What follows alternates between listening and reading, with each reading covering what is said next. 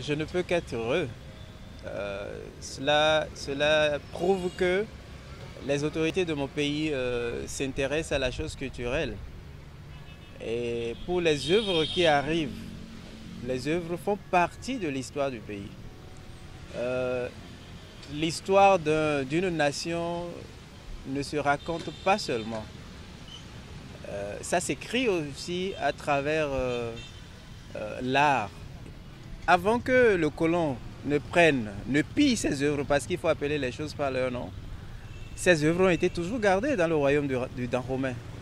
Et nul ne sait exactement quel âge ces sculptures ont fait dans le royaume du Dahomey avant que ça n'ait, avant que le colon ne les pille, ne les vole. Et ceci dit, la question ne se pose pas pour moi, est-ce que le Bénin a les moyens de les conserver? C'est notre chose.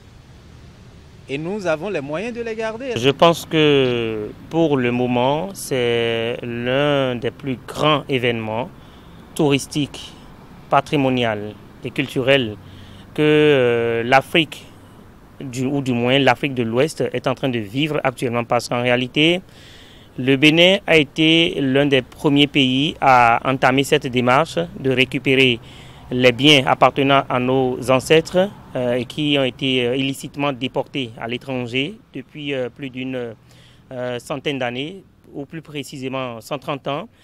Et donc aujourd'hui, le Bénin est en train de vouloir recevoir ces biens et je pense que pour avoir été le premier à entamer cette démarche, nous sommes également les premiers à vouloir entrer très bientôt en possession de nos biens patrimoniaux. En réalité, ils ont déjà mis sur pied, nous sommes d'accord, l'organisation par exemple de la tournée nationale de ces biens. Donc les biens ne viendront pas juste pour atterrir dans les cadres apprêtés à cet effet. Non, les biens vont faire le tour du pays et vont descendre dans des localités données et c'est déjà bien ciblé. L'agenda est établi à cet effet et je pense que dès la descente, ce sera la population béninoise qui sera heureuse d'accueillir ces biens et de les célébrer.